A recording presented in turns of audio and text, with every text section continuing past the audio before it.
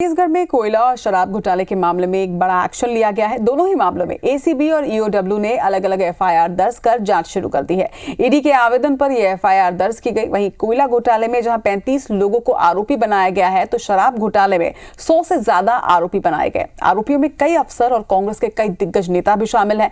इस कार्रवाई के बाद प्रदेश की सियासत भी गर्मा गई है। कांग्रेस ने जहां इसे लोकतांत्रिक मूल्यों पर हमला बताया, तो वहीं बीजेपी नेताओं ने कांग्रेस नेताओं पर पलटवार किया है।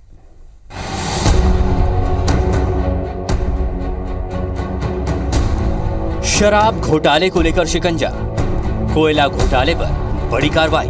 छत्तीसगढ़ में शराब और कोयला घोटाले को लेकर जांच की आंच बढ़ गई है।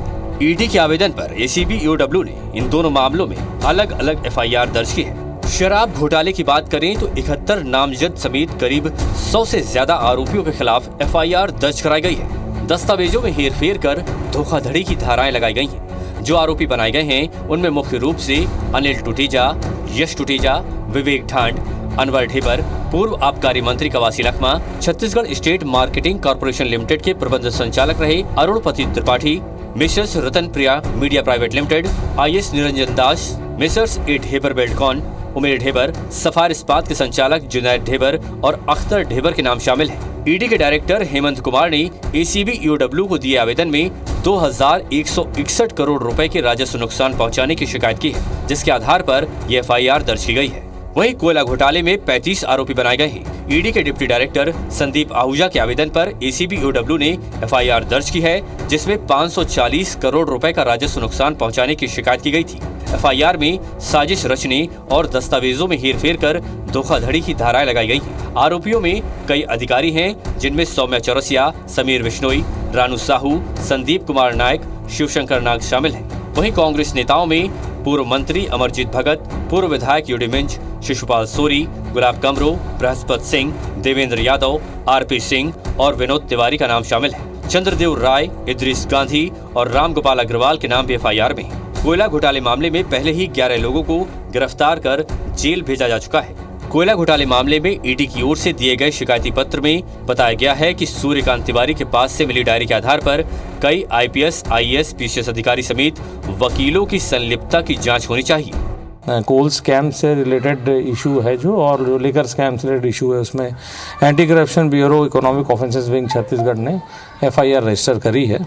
और जो कोल स्कैम से रिलेटेड जो एफआईआर है, उसमें लगभग 35 लोगों को नामजद किया है।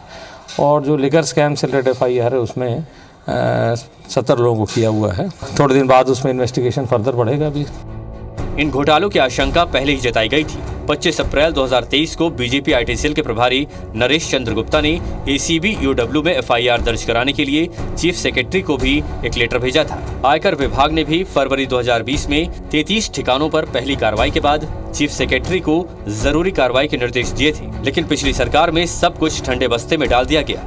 अब एफआईआर दर्ज होने के बाद कांग्रेस नेता कह रहे हैं कि बीजेपी डरा धमकाकर लोकसभा चुनाव जीतना चाह रही है।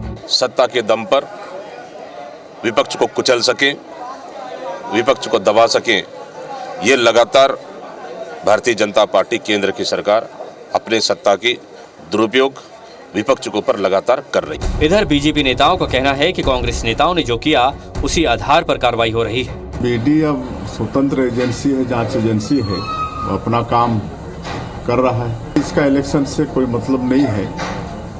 ईडी तो अपना काम करते रहता है, चाहे जो भी जांच एजेंसी है। शराब माफिया, कोल माफिया, चावल माफिया, छत्तीसगढ़ महतारी का नाम लिया और छत्तीसगढ़ महतारी को ही लूट लिया। भ्रष्टाचार किया है तो देश का पैसा तुम्हारे लूटने के लिए है क्या? इसलिए जो हो रहा है उनके कर्म के आधार पर हो रहा है। न्याय जनता को छत्तीसगढ़ की मिलेगा और कार्रवाई तो होके रहेगी। शराब और कोयला घोटाला दोनों ही मामलों में एसीबी ईओडब्ल्यू सभी आरोपियों को नोटिस देकर पूछताछ के लिए तलब कर सकती है। सूत्रों के मुताबिक ईडी की ओर से डीएमएफ फंड, माइनिंग और कैंपा फंड समेत कई दूसरे घोटालों में भी एसीबी ईओडब्ल्यू में एफआईआर दर्ज कराई जा सकती है।